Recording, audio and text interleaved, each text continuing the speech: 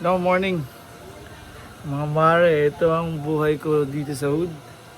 Inuuna natin yung business bago yung mga issues. So tayo mag-grind pa rin ngayon. May ginagawa kasi kami, may niluluto. Clothing. Tatong kalye. Chill. So sasagutin natin yung mga issue ganoon. May mga content kasing ganoon. May mga para magkaroon ng flavor. Mga istorya. Kasi nakakasawa if puro ganun,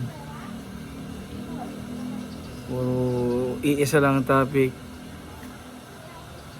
Kailangan natin umingay. Diba? And of course, wala naman kasi yun. Yun ay para sa for content topic lang. Kasi dito tayo sa mundo ng social media. This is my hood. Sanay tayo sa gulo. Sanay tayo sa bus. Nagsimula tayo sa Manila vloggers, magulo mundo. May death threats, may rescue vloggers, may bash, may lahat-lahat. So sanay tayo mag-deal sa ganyan. Then samahan nyo ako ngayon, explain ko sa inyo, pero unahin natin ang business. We're cooking something.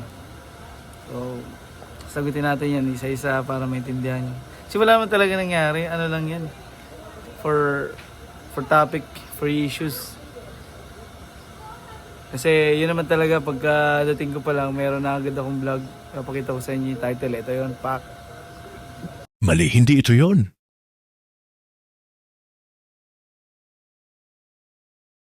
Yan yung title for yan, para magkaroon ng flavor. Malalaman natin yan. Malalaman nyo rin. Sagutin natin. Chill lang kayo. Samahan nyo muna ako. Grind.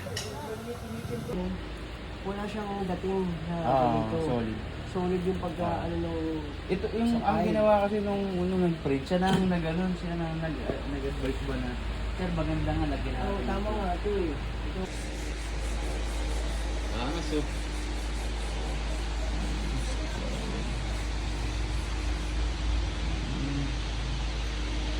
Maganda sa ano siya eh. Sa Solid picture eh. eh. Ganda. Sa screen kasi, makita talaga.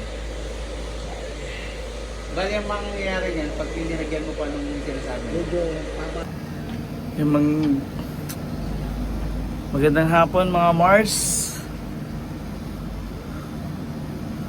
Tapos na tayo buong hapon. Naayos yung business. Business namin sa clothing line ng Tatong Kalye.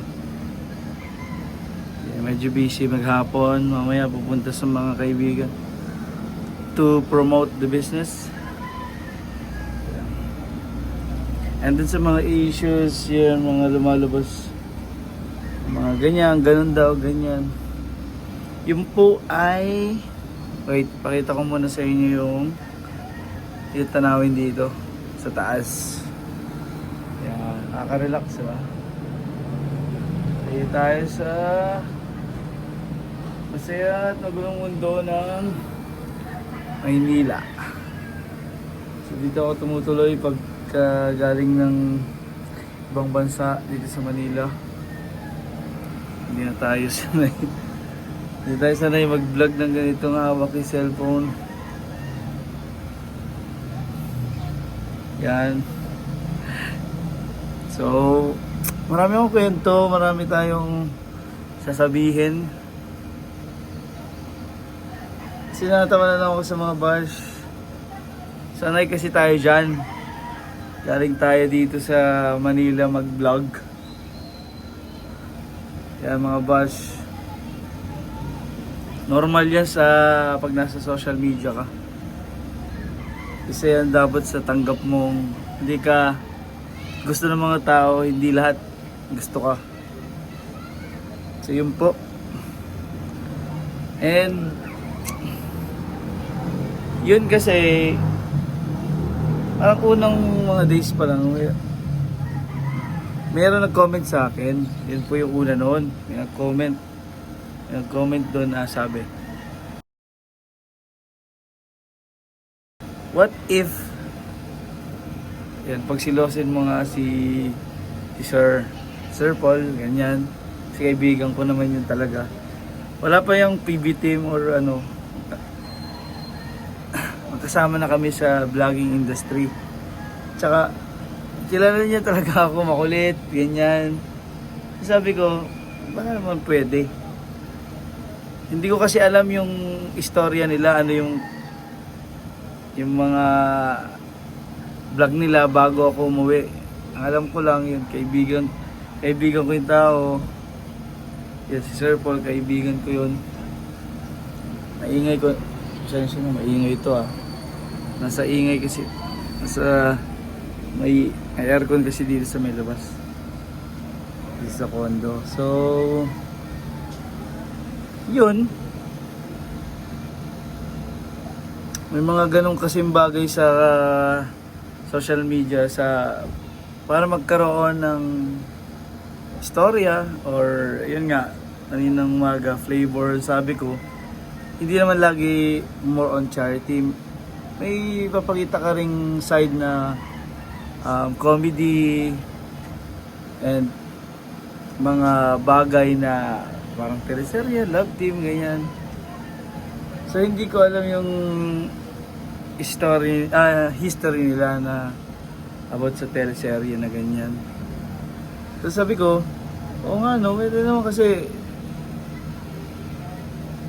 mahilig ako gumawa ng mga content na parang may laman, may parang topic na pag-uusapan. So, yun, naging close din kami dahil about niya, kita nyo naman yung mga art ko sa katawan, ganyan, mga art. So mahilig din siya, si Chris, na sa yung mga usapan namin about sa mga ganito, ganyan, ano mga meaning ng mga mga to. So medyo naging close lang naman, hindi naman super close kasi close talaga siya doon sa mga kasama nilang guy from Davao kasi pare-pareha sila ng language, walang language barrier. Kami hindi Tagalog to medyo hindi ko alam yung mga sinasabi nilang Bisaya. Although yung tatay ko ay Bisaya from Surigao. So naintindihan ko ibang salita pero hindi lahat. Ganda talaga ng view. Wow.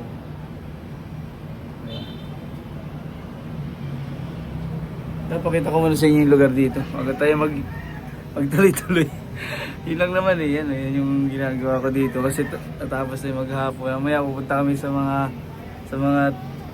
sa tropa para mag-promote ng aming business, Tatong Kalye.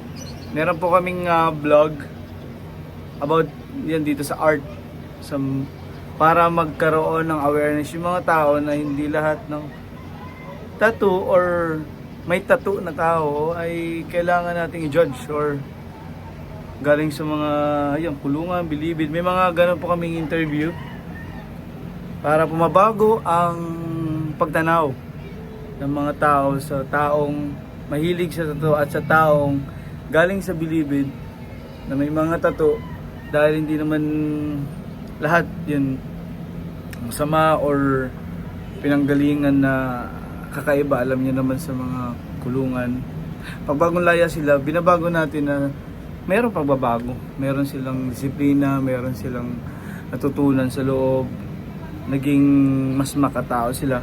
So yun po yung mga topic namin about sa aming page na Tatong Kalye. So maglalabas din po kami ng shirt. Pakita ko sa inyo yung shirt na ginagawa namin.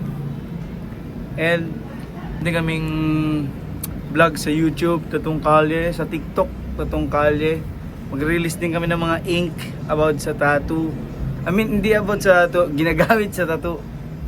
So yun po. And iba't ibang equipment sa tattoo. And then maglalabas kami ng cup.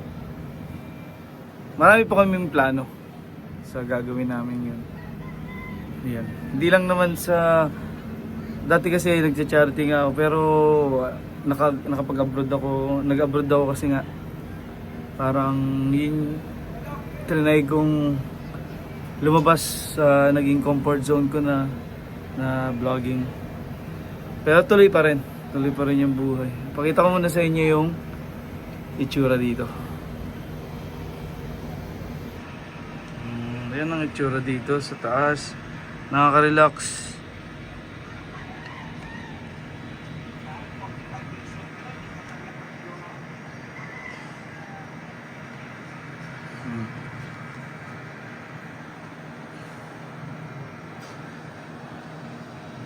Ganda ng pagbaba ng araw.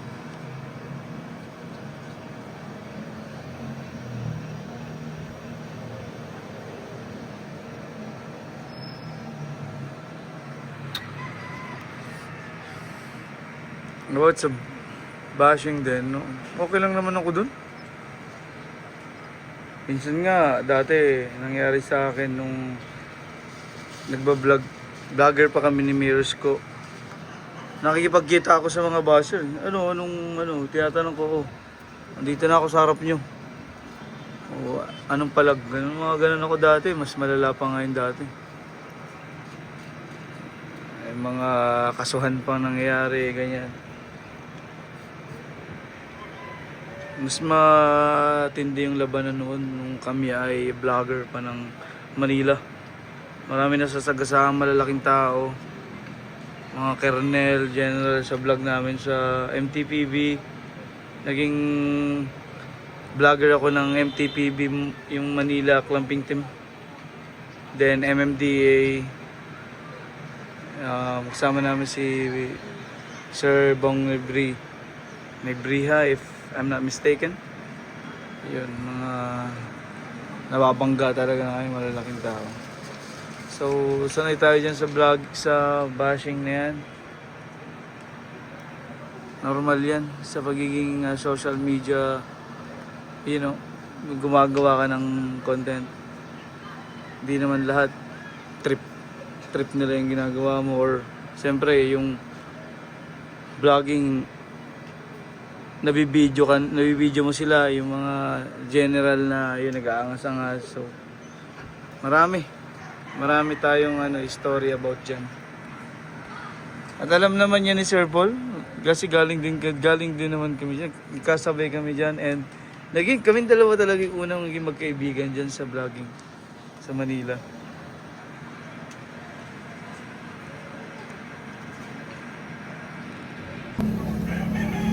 So yun, yung nangyari pagsisilosin, parang galing yun sa isang commentator doon sa nakaisip ako ng ganun. And then, yun, naging medyo close lang.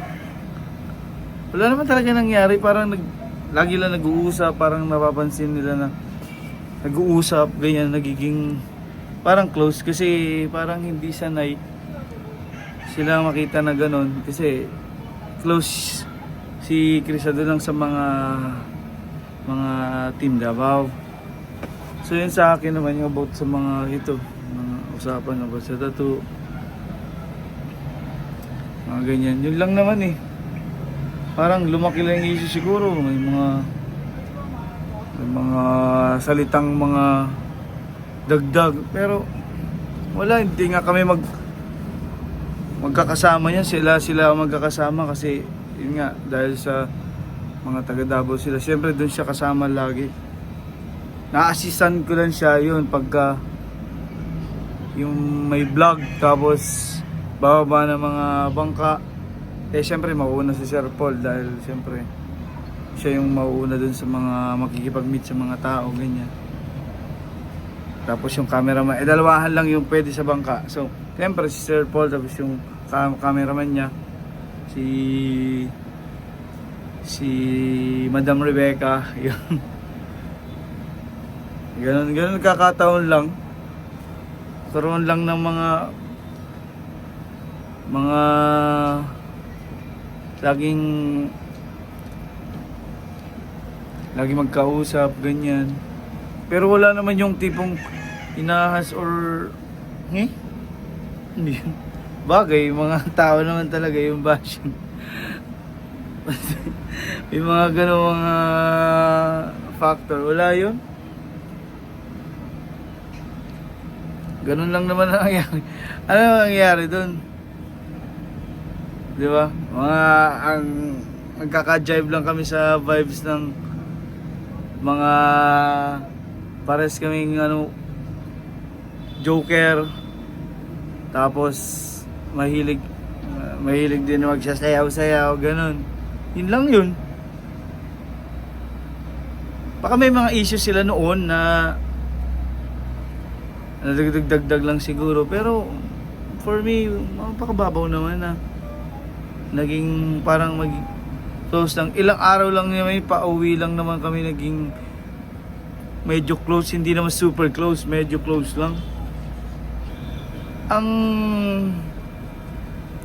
Yung ginagawa nilang mga sabi niya sa akin, siyempre pagka kasama daw lalabas doon sa mga parang lugar doon, hindi naman ako dumidikit doon or dumidikit sa akin, wala namang ganoon. Naglalakad kami lahat sabay-sabay, ganyan. Tapos naglalakad ako minsan one time, kasama ko din si Master Ring Ring nang pabalik na. May nagbigay ng bracelet, yung isang bata na tagahanga ni Krishna and ni Sir Paul. So, merong ginawang handmade bata. Yun. Inabot sa akin, tapos sinabi ko kay Master Ring, Master Ring, may binigay na ganito para doon kay sa kaibigan natin, si Krishna. Ay, yun lang naman. Ang mga pagkakataong ganun. And tingin ko lang sa kaibigan ko, para masaya ako dahil kaibigan ko si Sir Paul. Masaya ako kasi totoo yung pagmamahal na nararamdaman niya. Dahil nagselos talaga siya. Dun sa mga, yun, may mga, minsan TikTok lang naman yun, minsan ganyan. Yun. So, masaya ako, sana ipaglaban niya yung pagmamahal na nararamdaman niya, kasi hindi naman yan always na mararanasan ng tao. Imagine, paglaban niya, siyempre, be a man. At ang pag-ibig talaga, yung give and take yan. Siyempre, hindi naman laging, diba, ikaw ay intindihin or dapat magintindihan kayo. Give and take ba? Hindi naman yun sa ang pag-ibig ay ganun-ganun lang. Kailangan ipaglaban mo yan, ipakita mo sincero ka. At siyempre, kung maaari, manligaw ka ng talagang ipakita mo sa girl na ganun. Kung hindi yan teleserye lang or totohanan na yan nararamdaman. Pero ako masaya ako kasi nga hula ko parang yung kaibigan ko ay masaya. And siyempre iba yung pag-ibig na ganyan, kailangan mong tatagan. Dahil ang, di ba, may nakilala ka ganito, dapat tanggapin mo siya as a whole. Kasi hindi mo mababago na yung tao. Mababago mo siya konti, pero hindi yun mangyayari na buo mababago mo. Hindi yung ganun na mababago mo ng buo. So, tatanggapin mo siya as siya, as yung babaeng whole. Na ganun siya, may mga flaws siya, may mga vibes siya na hindi mo gusto. Tatanggapin mo yun kasi mahal mo na siya Mahal mo na yung tao. May pagkakamali siya, kausapin mo siya na ano, pero kung ikaw ay manliligaw pa lang, kailangan acto ka as taga-guide, yung ganyan, ganito. Usapin mo, manligaw ka ng tuloy-tuloy. Dahil hindi alam na babae kung ano ba yung nangyayari na sa pagkakataong, 'di ba? Sa kung mahal mo ang isang tao, kailangan tanggapin mo siya na buo.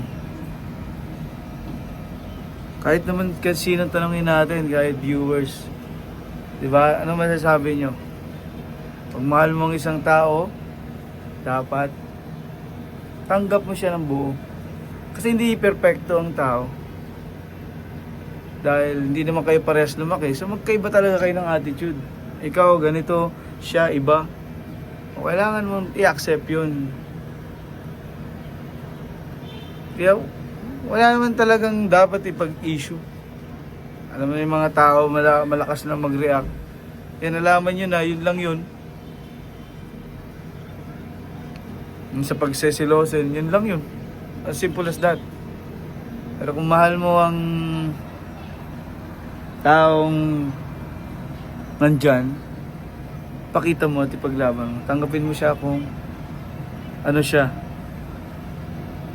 Hindi siya perfecto, walang perfecto. We have a lot of differences.